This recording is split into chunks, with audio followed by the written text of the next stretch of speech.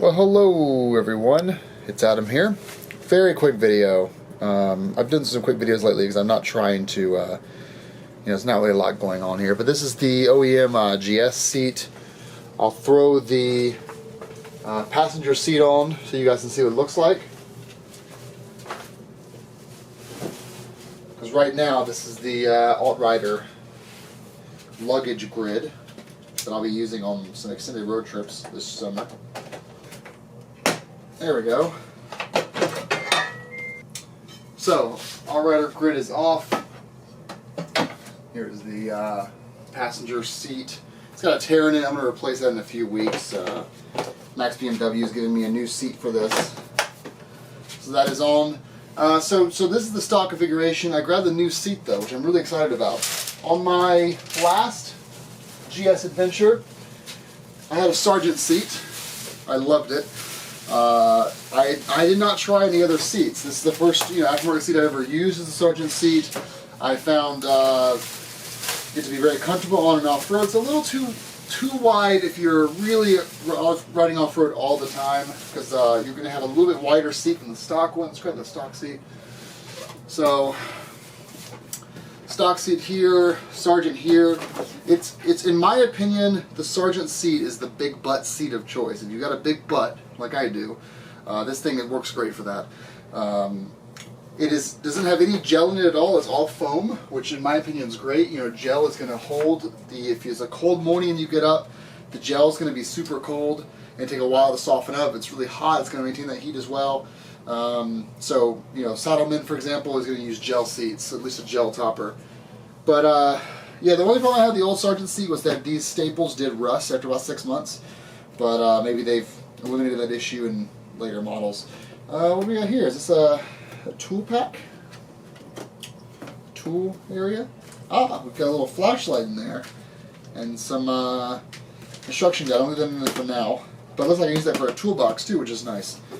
So I've got my seat. The way I've got my seat configured is you can flip this up here, and that puts you on the high configuration for the rear. I've got it low on the rear, and then I've got high on top. I like that because that way I'm not sliding. My crotch isn't sliding into the tank. I like it this way. I may change it up with this seat. So I'm just going to drop this here,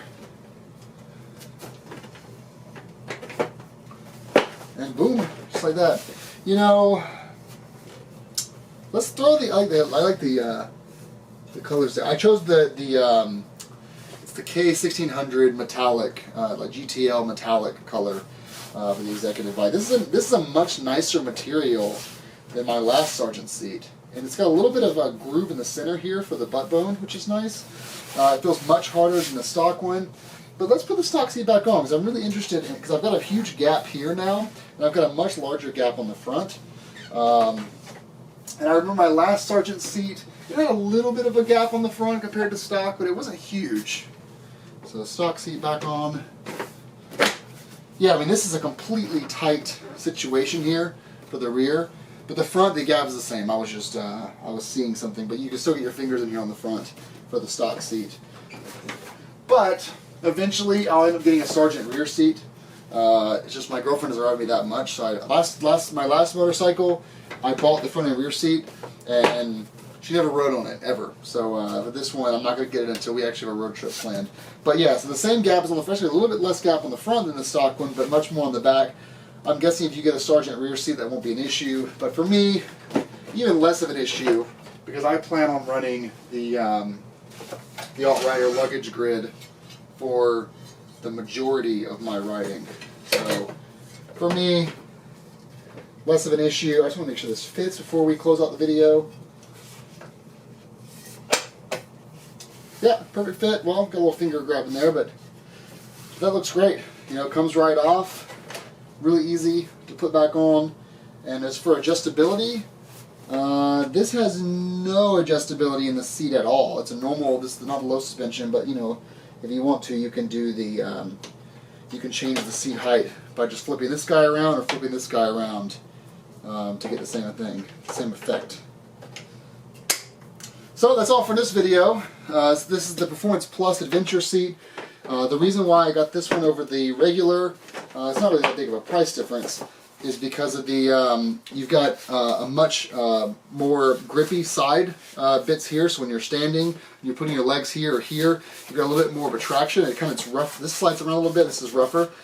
But then it's got some reinforced stitching and it's got marine grade waterproof top. So it's just nicer to tour on. It holds up a little bit better for more extreme conditions. You'll still need to be careful not to when you throw your leg over, not to rub these welts too much. But these are fantastic seats. There's obviously a break-in period, but no problem in the GS. It'll be broken in a couple of days. Alright guys, well thanks so much for watching. Very quick video, but I'm happy to have a proper seat.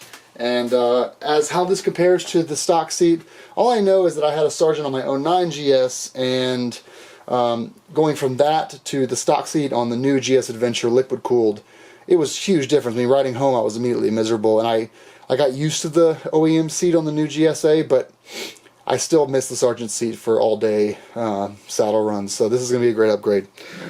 Okay guys, happy Monday, have a nice day, bye.